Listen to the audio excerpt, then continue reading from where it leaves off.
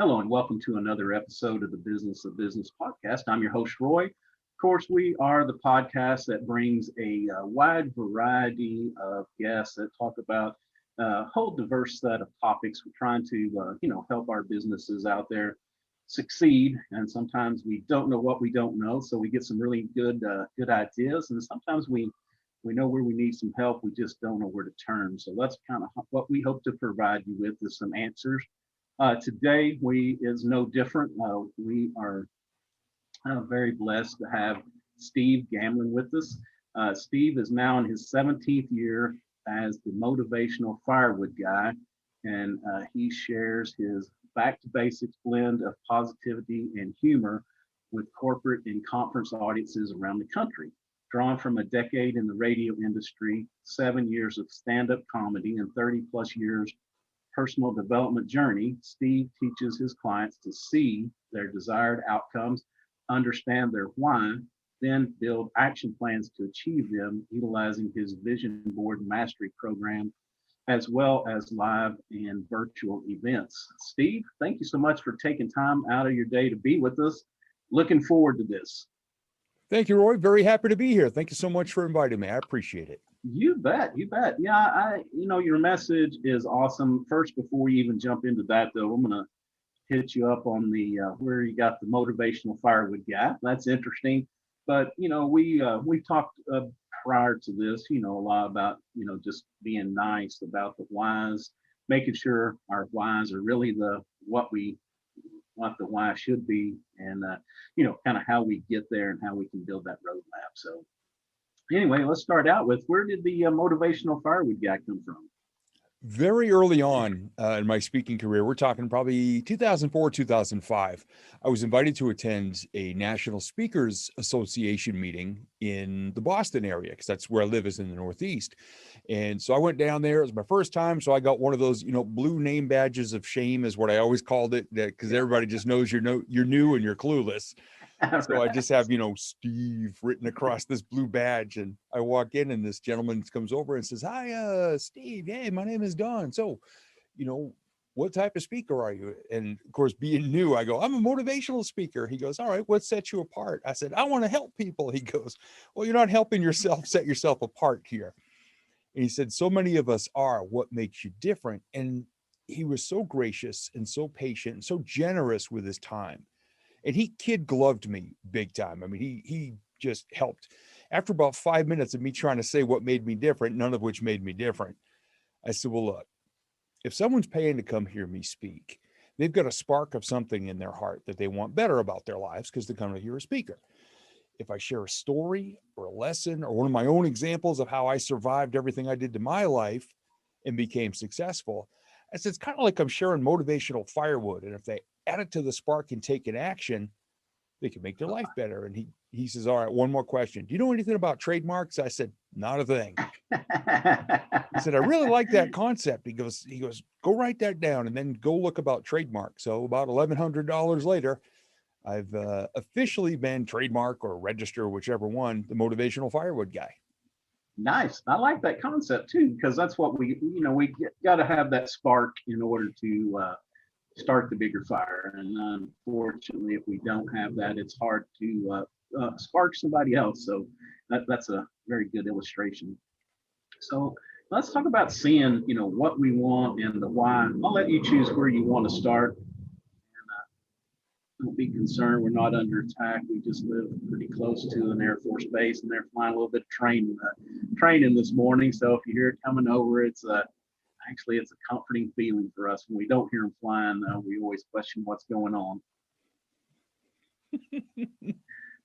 Well, the importance of seeing what you want. I mean, over the years, we get the people that do their New Year's resolutions. And what do they write every year? They bust out their broad brush pencil and they write, "I want to be happy. I want to be healthy. I want more money." Well, same people say that every year. And then right between that week between Christmas and New Year's, they look in their living room and they're cleaning up and they see this little folded piece of paper keeping the lamp from rocking. And it's got some salsa stains on it and the pizza guy's number. And they go, "Oh, I know what this is." And then they open it up and they go, "Oh, crap. It was my resolutions for this year."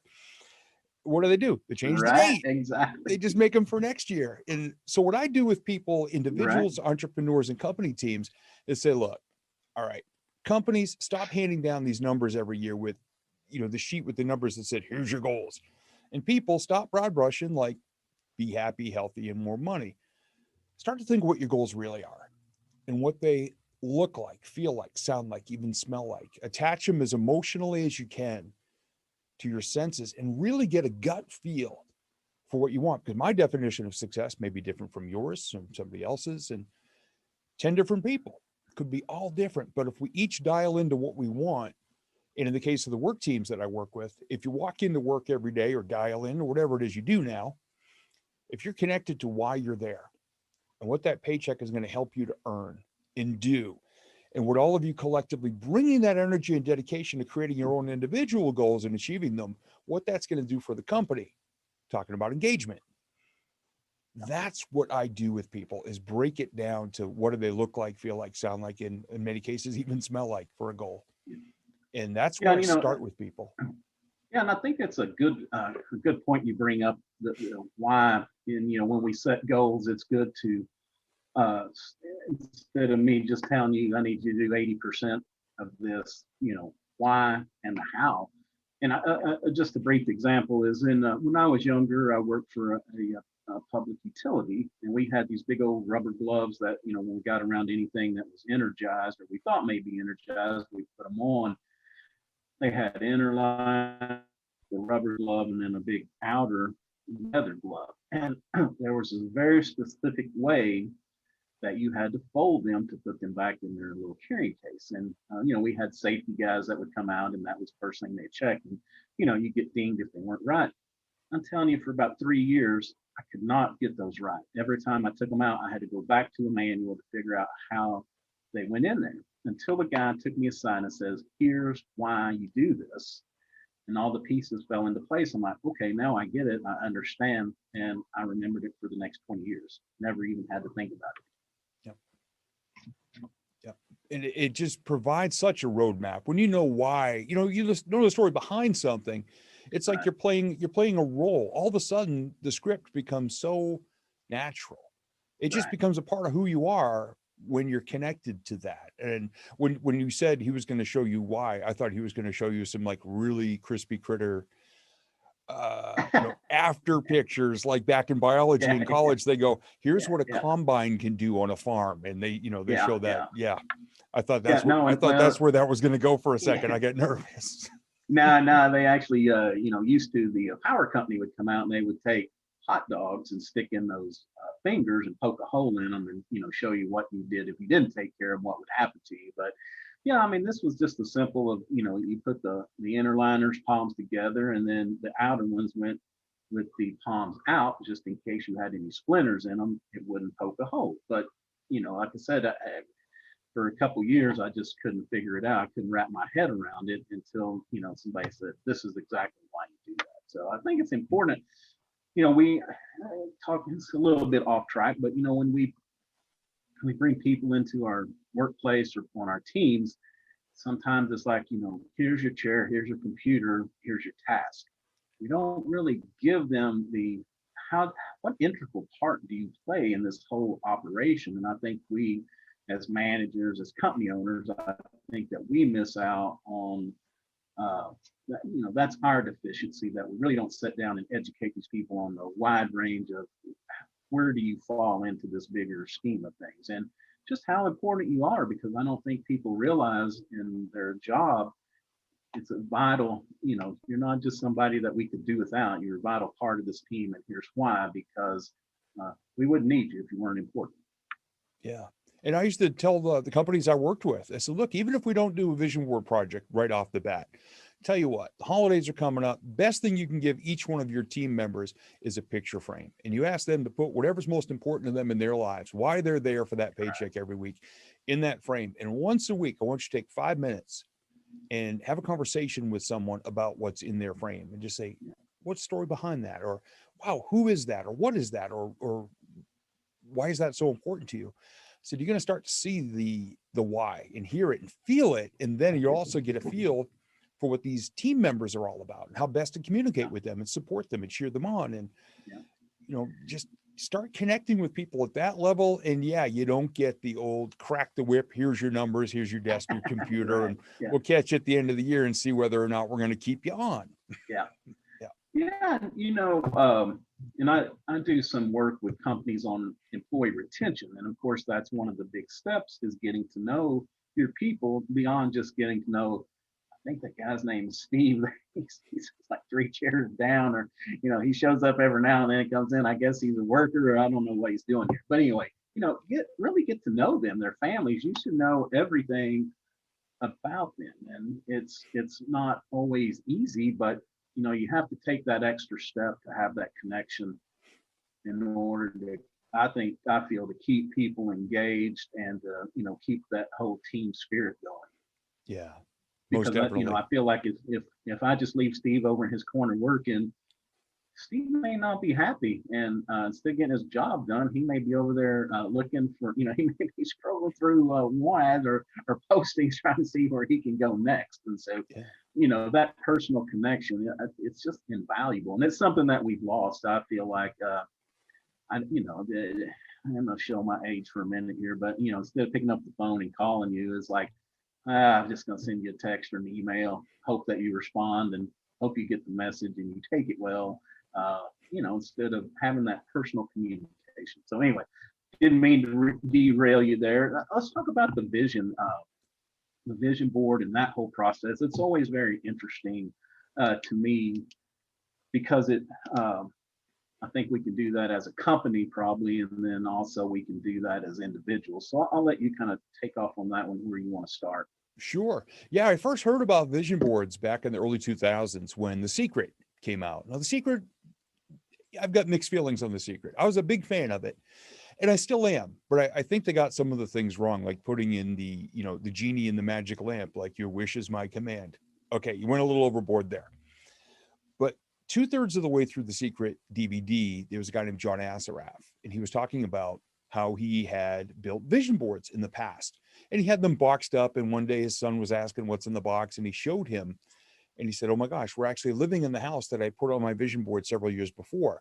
So it's not a magic slate or a magic lamp, but what it is really dialing in what you want your goals to look like, and then identifying with as much detail as possible and connecting to it as best you can to plant that seed. But what it also does is when you put that kind of into motion in your head, the opportunities to get there start to pop up all around you. You're going to hear things that you'll, well, wait a second, that might be my next step to get to. Now that I know what the X is on the treasure map, at least I can point in the right direction, meet the right people, engage in the right resources, learn new skills if I have to, make connections with certain people. Yeah.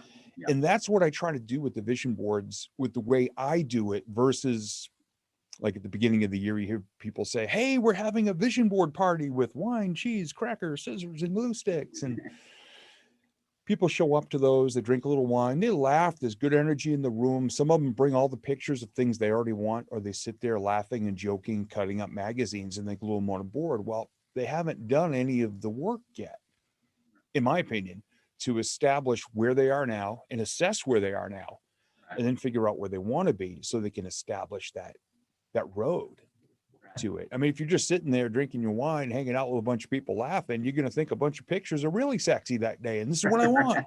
But a couple of days later, you might look at it and go, just not feeling it, not inspired by it. And believe me, I know this. My first 2 vision boards I made in 2005 were an absolute mess. They were worthless. Because 2 weeks later, I just looked at it and go, well, this is all stuff. I could have just busted out a pen and gone, "Dear Santa Claus, bring me all this crap." Wasn't connected, except for building a recording studio. That's the one thing I was so soul connected with, that I made it happen that year. Oh, that's awesome. Yeah, I think the roadmap concept, because you use this in strategic planning for people, and it's like, everybody wants to get on board with, and I always kind of use geography, but it's like, okay, we really want to end up in Chicago this year. That's what, that's our place. That's great. Okay, but if we don't know where we're at, we don't know whether to go to the east or we don't know whether to go to the west. If we're in Utah and we said, well, maybe we'll just head out to the west, we're never going to make it. So I think that's one thing I always tell people is, financially or in a lot of realms of planning is you've got to know where you are and you have to do a really honest assessment. Either we can't do the smoke and mirrors of where we hope that we are, where we would like to be. I mean, it's like, where really are you in this process? Yeah, exactly. You got to know, and it's just like when you plug in a GPS or use Google Maps, it will determine where you are. But with like my old GPS, I had to turn it on. It will figure out by satellite where I am. And even older, back in the days of the road maps, when you unfolded it to the size of a picnic table, you had to know where you were to be able to know how to get where you want it to go. And it's the same way. I mean, there's 7 steps in my vision board mastery program, 10 steps. Sorry. We don't even gather pictures till step 7. The first 6 are all assessing where you are and where you want to go. Yeah. So that's how serious. Vision board parties, well, they may not have the depth of work. That's why I created the t-shirt line that says, friends don't let friends attend vision board parties. It's sold pretty good because people thought it was funny. Yeah. Well, the other thing I think that comes out of that party environment like that, or if we just tell somebody to do it, is the vision is nice, but we need I think the meat of that project is what are those steps that we have to put in place in order to get there. And I'm not saying that, okay, we want to get a certain goal, we can put 5 steps. Those are going to be dynamic. And I'm kind of phrasing this as a question, but my opinion is, those are dynamic. That's where we start off today. That as we start that journey, we may discover new information or new things that we need to add or subtract. So it should always be, I guess, in a way that you can update that. Yeah. Everything's a work in progress. And I've had people a month after doing events call me up, go, hey, Steve, I achieved this goal. I'm like, great, excellent, awesome. I'm jumping up and down. I'm cheering and clapping and here in the studio. And then I'll say, all right, what's next? Like, you wanted this. What could this lead to? And then they'll say, well, this, all right, what does that look like? And then I'll say, go ahead and put that picture over the other picture, but leave a 1/4 inch hanging out.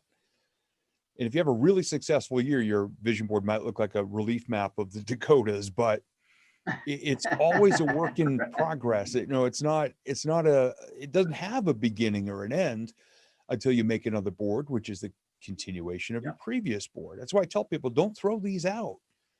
10 years from now, you may have 5 of them or 10 of them in your office. Go back to that first one and look where you are now. It could blow your mind.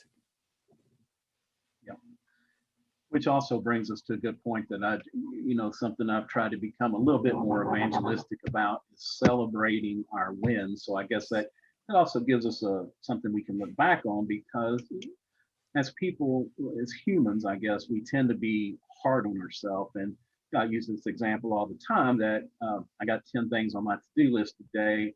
I get 7 of them done. Instead of celebrating 75%, which if I could hit 75%, I'd be making millions of dollars in baseball. But I think about those 3 that I missed, and I spend time, kind of like, why didn't I get those 3? I wish that I got those 3, instead of saying, you know what, I got 7 done, awesome, and move on. So anyway, just keeping the vision boards, I think, is a good idea so we can celebrate our accomplishments. Yeah. And I have people reach out to me. I tell all my clients, I said, look, every time you achieve even an incremental part, I talk about it like an old wooden roller coaster, because it has to go click, click, click, click. And you got to do every single click to get to the top of that first hill, because it's all the way the mechanics of it work. You can't skip, you can't cheat. There's no hacks. There's no super secret formulas.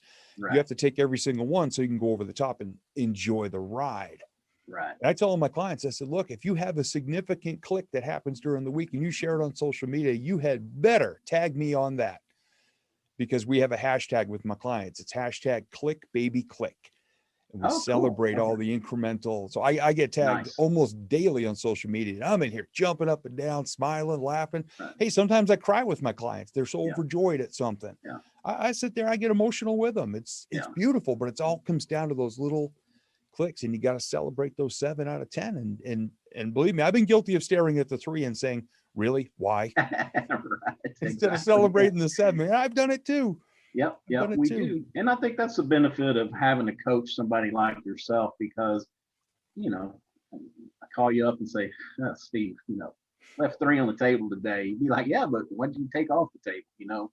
Yeah. And again, if we prioritize where the 7 you got done were the high priorities, then that's a win. I mean, we'll take that a win every day. Yep.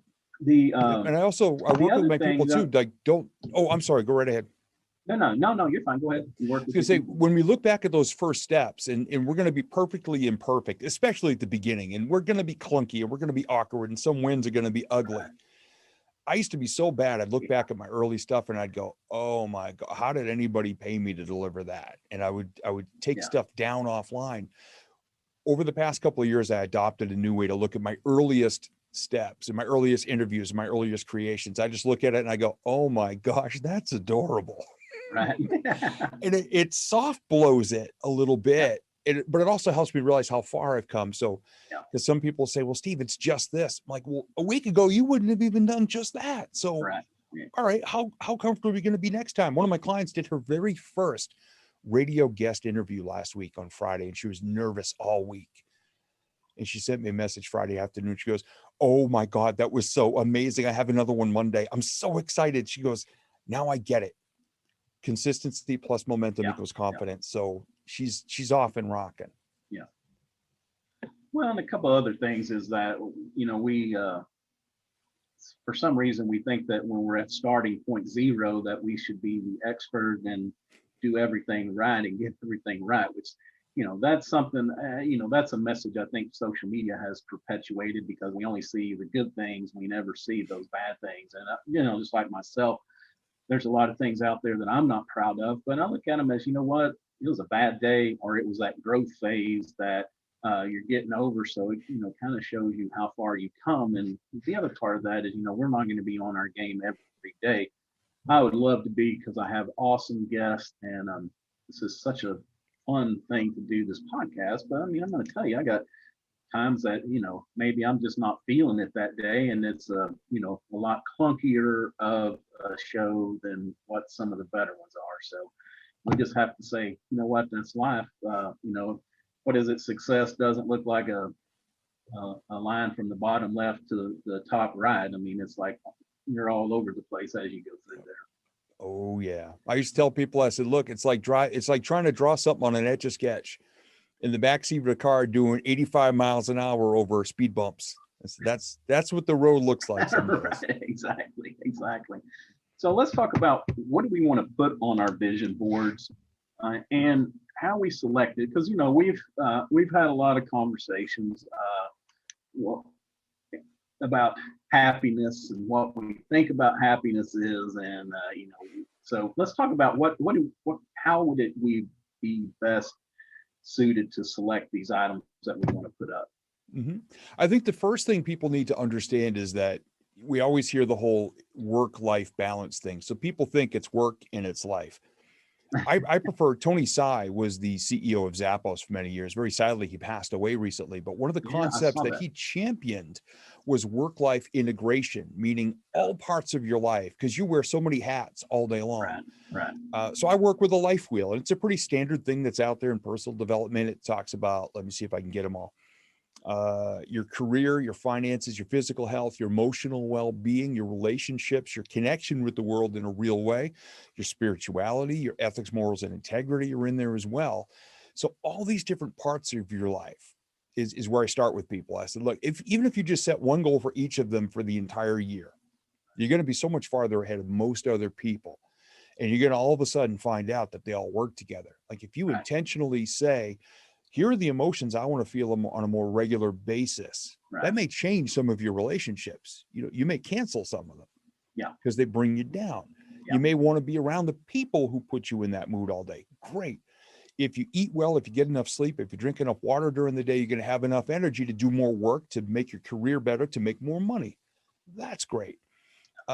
Connection with the real world. Right now, where we're so virtual with a lot of things, a lot of people miss that day-to-day connection. I see so many people out there saying, when this is all over, I'm going to hug like it's ugly because, Right, because they right, want that connection again. right. And some people, and you and I will find this very hard to believe. Some people will. There are people out there whose ethics and morals are really low because they want to succeed financially. Right. That happens as well. So what I try to tell people is they go, well, look, mine are all good. I said, okay, think back to the last 10 business decisions and interactions. Were you that ethical, integrity, moral person in every single one of them? Yeah, I might have fudged something a little. Okay, well, let's just make sure that from now on, we Right. try to live up to the best of what we feel is the best version of us, not what society tells us, what Right. we can live with. Right. And all those things added together is what can make you happy. Because if I'm Yeah. happy, then this must be working and this. They all work together. Yeah. Because if I was a workaholic for my decade on the radio. I worked 50, 60 hours a week and I was DJing weddings and corporate events every weekend. I absolutely fried myself. I wasn't sleeping well. I was living on fast food. Yeah. And at age 35, I was just falling apart, Yeah. physically, mentally, emotionally, spiritually, just falling apart. And that's what led to me becoming a speaker, was that whole year or two in the ashes of all of that. And that's when I started to learn what I now teach. Everything I teach now came out of my notes because I take a lot of notes. Yeah. And it's it can be a detriment, but I'll speak for myself, is that when you enjoy what you like, it's like you never work. You're having fun, or that's your hobby, but you can still tend to overdo it. You still have to, I've got somebody that can tap me on the shoulder and say, time to turn it off and let's have a little us time, and take that time for our relationships instead of. But it's not a drudgery in that, but that can be a drawback because it's not a drudgery. It's fun. There's always like 10 other things to do, and you're always scrambling around that, it can get you in trouble if you're not careful. So, the other thing I like you saying about drinking water, sleeping and eating, because I used to have a note over my desk that I had like 6 or 8 things that, I needed to do every day. And that's it, because sleep is so important to us, being happy and healthy. Yep. Which kind of leads us to the next thing, is our happiness. It's a tricky thing, because I think on our vision boards, a lot of times we want to put the big house, the fancy car, all these monetary gains, things like that, objects. And very seldom, when I see these, do I see people with relationships or health or all those things. And so I guess let's just talk for a minute about that false sense of happiness. I put the big house up there, and so I'm working, I get it, and then it's like, okay, now what? There's that letdown. You don't get that emotional high like I achieved it. It's there. It's because that's really not where that happiness is going to come from. Right. I mean, you were sold a bill of goods because you probably saw some big motivational guy in a video, and he's there kneeling next to his Lamborghini with the yacht in the background and the mansion and all that. What most people don't know is all those videos, most of them are all just rented anyway for those videos. But you were sold what somebody else's opinion was of happiness, and you're not emotionally tied to it. You were just told that that's what it is. So you follow that. And all of a sudden, if you do happen to achieve it, hey, rock on, good job. But you're not emotionally connected to it, which is the approach I try to tell people. And some of the people I talk to say, Steve, all I want is a cabin in the woods with a really good Wi-Fi signal. And I'm happy because I can go fishing at lunchtime, or I can go snowshoeing in the winter. And they said that, and I sit there and I watch them while they're telling me the stories. That's my favorite thing, is tell me the story behind that. Like why you want it. When I see them light up, I go, okay, I believe you. Yeah, and what can we do to get you there? Yeah, and I'm going to tell you my story, because and it's funny you say the cabin in the woods with Wi-Fi. I mean, I've got 2 or 3 right at this moment, so we're working on the Wi-Fi. But about 6 years ago, I just made a decision to sell everything and move out to a little cabin in the woods. And it sounds counterintuitive, but I'm the happiest now because I don't have all this stuff. I mean, it's just stuff to keep up with, but I get to wake up in the morning and see the deer out in the back feeding. I woke up last night with my one of my cameras outside going off, and it was a little family of raccoons that was running across the front porch.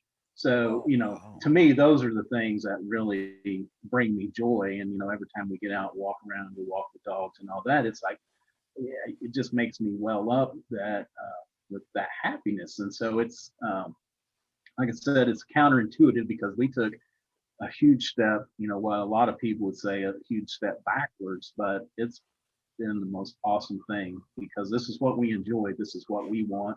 And, people talk about being on vacation. I'm like, we're lucky. We're on vacation every day. We live in paradise. All we have to do is step outside. So Yep. I guess the point with all of that is just be very selective and be very thoughtful and mindful of, what we put on these boards that, what is we want to achieve, what is really going to bring us that happiness. Yeah, most definitely. And sometimes I have people that say, well, Steve, I've got 3 or 4 different ideas. I don't know which one's going to make me happiest. I said, okay, you have a mirror in your house anywhere? Yeah. All right. Get the pictures. And I want you to look in that mirror, and I want you to hold up the picture in the mirror and look at it, and then look at yourself. Whichever one makes you smile the most, start there. Because that way it's really you, and it's your heart, and it's your mind, and it's your, who you really are, Right. that you're going to be that tied to it. I mean, there are people out there, and I've seen these. Buy our vision board starter kit. We've got a picture of a house and a car and all this stuff. I'm like, really? Somebody asked me they said, Steve, you should make a vision board starter kit. Oh, hell no, because I don't know what you want. Right. I would never do that to somebody. It's, it's all about you. If the lessons I share inspire you to dig deep in yourself and find it, rock on, we win. Yeah. But to tell someone what success is and have them buy into that, boy, that's going to be a hollow victory when they scrape and their way to the top of that hill thinking that's where the happiness was. Well, it wasn't. Your credit card's already been charged and you just bought somebody else's dream. Exactly. Yeah. So we need to really make these personable and just give it some thought. It's not something I think you can just put together. I like your idea about holding the picture up in the mirror and saying, this is really me. Because sometimes it's not. Sometimes it's what we expect, what we think society expects of us. That leads to a lot of heartache. Yeah, it can, because some of those victories are and some really of us hollow. are.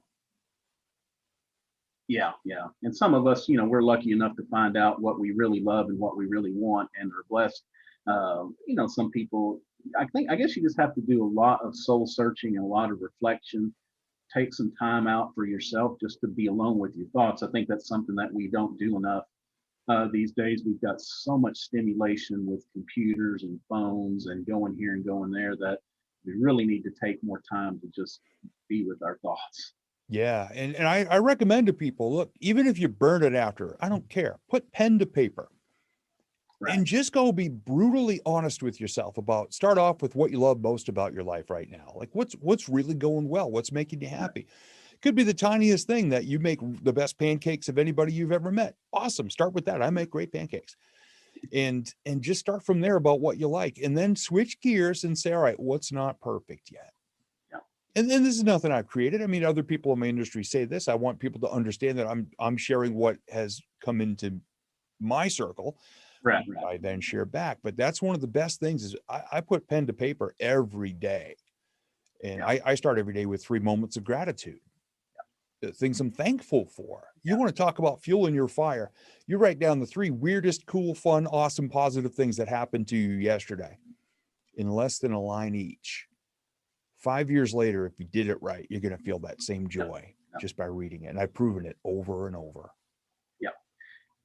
Very important, especially, in today. I think sometimes we can get hung up in that negative, but we do have most of us, there are people that have tragedies, and I don't want to make light of that or belittle them. We do go through those periods in life, but like we went on a walk this morning. It was nice and crisp, and when we were coming back, the base, which is quite a ways away, they were playing the national anthem, and I just we were just talking amongst ourselves like, how cool is that, that we can hear this national anthem from the base where we are, it's coming across some traffic and other stuff, that you think would cut it off. But, it's just those little bitty things. I think when you have a clear head, you can just be thankful for, for other people might consider that to be corny stuff, but it's really something to be, that we are thankful for. Yeah. And if you can find those moments every day, I mean, gosh, at the end of 2020, I saw these things on social media, on Facebook. Right. Describe 2020 in 3 words. And I saw like 20 or 30 different versions of total crap storm just in a row. I mean, I'm not even going to say what some of the words were because I want to respect your show. But I wrote, learned new ways. Because it did. It taught me, if anything else, the isolation and having to switch to virtual actually inspired me to, with my digital team, create new ways to deliver my programs and products throughout the world that we hadn't even thought of prior to that. Right. And now that's the basis of the core part of what we do. So, hey, I can't say it was a throwaway year. And I still managed to, even in 2020, even in the pandemic, and one of my business just getting a wrecking ball to it. The DJ business is just gone because there's no events. I still wrote about 1,000 moments of gratitude last year. Wow. In the midst of it all. So I've got close to 1,000 reasons why last year was pretty dang good still, despite everything else. Not to minimize, because I know a lot of people, I was hit very hard by it, but I choose to just keep finding that little bit of light coming through the clouds, even though it is storming out there. I just keep trying to follow wherever that light's hitting. I want to stand there and look up through. Yeah. Yeah. And, I think my priest put it the best that I've heard in a while is that our minds are grinders and they grind 24 hours a day, 7 days a week. We get to choose what we grind through there, whether it's the negative stuff that we pick up or the positive. And, I think in our previous conversation, we talked about this, that as long as we're grinding positive, there's no room for that negative, to move in there, that we can kind of keep it pushed out. Not that we're not going to have a bad day, not that something's not going to upset us, but when it does, we can think about, that went really bad, not happy, but let's think about what I am happy about for about 5 minutes. Yeah. Yeah. And if nothing else, it puts us in a good place to take the next step. Like we're not just taking that negativity, because what a lot of people fail to remember, we are 100% responsible for how we react and respond to what happens to us. Exactly. It's on us. Yeah. Too many people forget that, negative in, negative right back out, magnified. Exactly. Yeah. Unfortunately. Yeah. Yeah. And we control our joy. And I think that's, I will say that I have been guilty of this and it still happens, is something bad happens in the morning and it just wrecks your whole day. I mean, you have to tell the wife and the kids and the dog, stay away from me because it's, it's bad. And then you, at the end of the day, you think, well, why did I let that thing wreck my whole day? Because again, so many other great things, but then it kills your productivity. It kills your creativeness. It just really can set you on a bad path to spiral out of control. So best to be in touch with yourself, pick up on those feelings so you can, kind of redirect. Yep. Oh, it happened to me very, very recently. So as you're saying that, you see me nodding. I'm like, I'm reliving a recent experience where I was trying to do an act of kindness and help a family member. And I was frustrated because I had to help because somebody else I felt should have been helping. Yeah. And I had a compressor in the back of my Honda CRV and it rolled in the corner and the handle went right through one of the side windows and smashed it to bits. So that day, nobody wanted to come near me. Yeah, right. I finally got myself back under control. It took about a day and a half. And then I realized, look, nothing good has come from this. Yeah. Me being this way. So I threw my little tantrum. I stomped my feet. I said a couple of loud words that my mom would probably roll her eyes at, got over it and went out and earned the money to pay for the replacement of the window. Yeah. So. No, and I think that's we have to let ourselves feel that way. We can't not feel the upset, but I think it's, like how long do we let that go on? And it's such good advice to just have our moment and then pick it back up and put the smile back on and figure out how we're going to get past this. Yep. Yeah, I think we should actually videotape ourselves having our little tantrums, and Oh then my when we're God. better, look back at it and go, really? Yeah. Like, oh my Yeah. gosh, again, oh my gosh, that's adorable. Look at him throwing his little fit. Look at, oh, he stomped his feet, and he's giving the finger to the door, and Right. just, it's some of it just comes off real silly when we get back in a good headspace. And hey, we got to blow off steam now and then. It Yeah. happens. Yeah. It just does. Because I can't stand the people who say every day above ground's a great day, because that is the biggest steaming pile of crap ever. They're not all good, but it's how we react and respond to how we choose to proceed. That's what makes it a good day. And kind of tying it back to our eating, drinking water, and getting our sleep and our exercise, because that's the other thing. I try to, if I can get out and take a few walks every day, it makes me feel so much better. But I tend to handle adversity better when I'm doing what I need to be doing for myself. We'll put it that way. I don't know. When I'm taking care of me, it's like adversity doesn't. But if you've been up all night eating, been through the drive-through the last 3 meals that you had, some little bitty thing will tend to set you off. Versus, when we're in a good space, we can deal with it. Yep. And it starts right from the get-go, first thing in the morning. I mean, I used to be like, grab some toast, or if there's some leftover bacon, or what we call paper bacon, you can cook it in the microwave in like 26 seconds. And I look at that. And then one day I said, look, I'm just feeling sluggish by 9 o'clock because I got bacon grease in my bloodstream. So I started just this mantra in my head. I said, let's take a trip to Mango Swamp. So I started making smoothies with either kale or collard greens, are real good for your heart.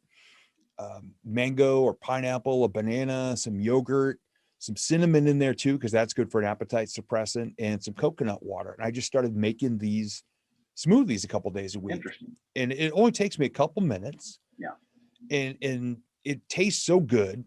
And I always got to remember to rinse the cups, because otherwise the kale gets stuck inside the straw and then it won't come out. My wife doesn't like that. Yeah, right. But I get up in the morning and I'll just be like, oh, I'm feeling tired. I better get down to Mango Swamp. And I just gave it that name. And so, someday I'll have a smoothie stand called Mango Swamp. Nice. But it gets me in a good spot, and then I got better energy all day. So it's these little decisions we make, and getting enough sleep. And if I'm not feeling it in the morning, I'll hit snooze and go back to sleep for an hour and wake up better. I just always do. Yeah, when you open up your smoothie truck, if you'll park it at Hampton Beach out there, I'll be one of the first customers lining up to come out there.